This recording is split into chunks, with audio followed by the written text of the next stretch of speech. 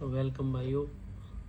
आज हम जिस बारे में बात करने वाले हैं वो है यूएफसी का पेरिस में जो हुआ है उसके हम बात करेंगे को मेन इवेंट की और मेन इवेंट की, क्योंकि ये जो दोनों फाइट हुई है लाइट वेट में और मिडल वेट में, ये बहुत इंपॉर्टेंट फाइट्स है। क्योंकि लाइट वेट में जो फाइट हुई है वो है सेंट डेनिस की रफ़ी के साथ, और मिडल वेट में जो फाइट हुई है वो ये इमावोव की कायो बुरायो के साथ। ये क्यों इंपॉर्टेंट है? क्योंकि मिडल वेट में जो फाइट हुई है इमावोव और कायो बुरायो की, जो इनमें से जीता वो आगे फाइट कर सकता है खमजत शिमायो के साथ फॉर द टाइटल फाइट।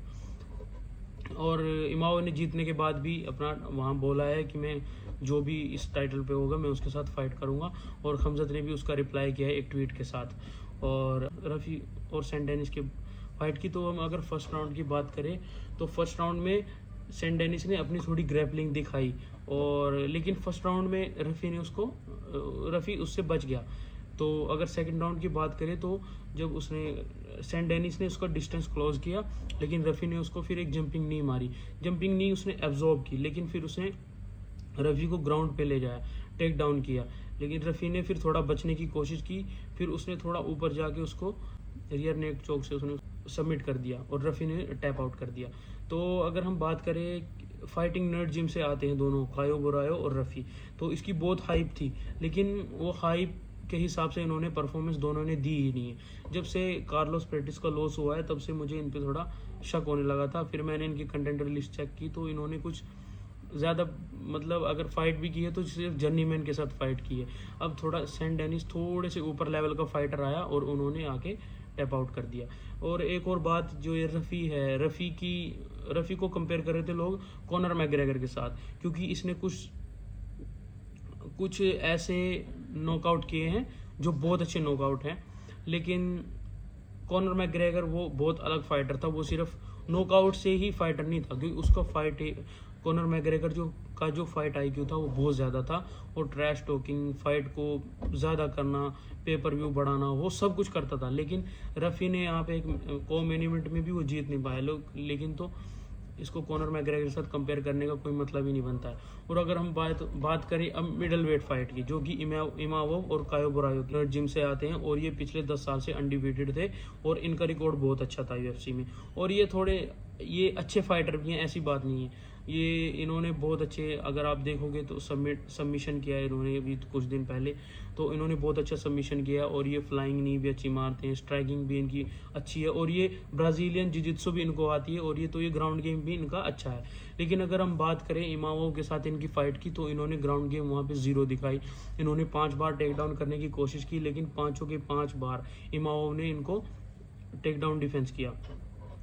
और अगर बात करो इमावोव की, तो इमावोव ने तो इस फाइट में इनको बिल्कुल ही आउट क्लास कर दिया। और उनकी स्ट्राइकिंग, इमावोव की स्ट्राइकिंग ऐसी है जैसे लाइट वेट में कोई स्ट्राइक कर रहा हो, वो बहुत ही फास्ट है बंदा। और उसके बाद अगर हम बात करें फर्स्ट राउंड की, तो फर्स्ट राउंड में इमावोव ने जीता था। और अगर हम 5 राउंड की बात करें तो 5 राउंड में 3 इमावोव ने जीते, 2 कायो बुरायो ने जीते। इन्होंने भी 2 राउंड में थोड़ा फाइट बैक किया, लेकिन जिस हिसाब से इनकी हाइप थी उस हिसाब से इसने कुछ किया ही नहीं। और इमावोव की बात करो तो इमावोव इंजर्ड था, उनको इंजरी थी, उसके बाद भी उन्होंने इस फाइट में ऐसे ही परफॉर्मेंस दी, और फिर यूनानिमस डिसीजन से इमावोव ने इनको इस फाइट में हरा दिया। तो हम बात करते हैं शॉन स्ट्रिकलैंड ने क्या बोला है। शॉन स्ट्रिकलैंड ने बोला है कि जो कायो बुरायो के हारने का रीज़न है वो है इसने 1-2 महीने में 2 बार वेट कट किया है, तो जिसकी वजह से इनकी बॉडी में डिहाइड्रेशन आई है। और ये बात कहीं ना कहीं हो भी सकती है, लेकिन कायो बुरायो ने फाइट के बाद ये सब बोला है कि वेट कट तो कभी बहाना हो ही नहीं सकता फाइट हारने का। तो बाद इमावोव की बात करें तो इमावोव ने ये फाइट जीत के अपने आप को नंबर 1 कंटेंडर अपने आप को प्रूव कर दिया है। और अगर हम मिडल वेट के रैंकिंग्स में भी देखेंगे तो इनका रैंक 3 से अब 2। और खमजत ने भी इनके फाइट के बाद एक ट्वीट किया है, और ये अब उनके साथ टाइटल फाइट में आ सकते हैं, और ये अभी डिजर्व भी करते हैं टाइटल।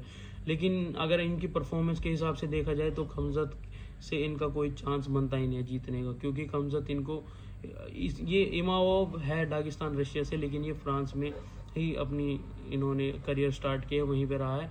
तो इनका ग्रैपलिंग उतना अच्छा नहीं है, तो क्लास कर देगा इसको जैसे इसने डीडीपी को किया है।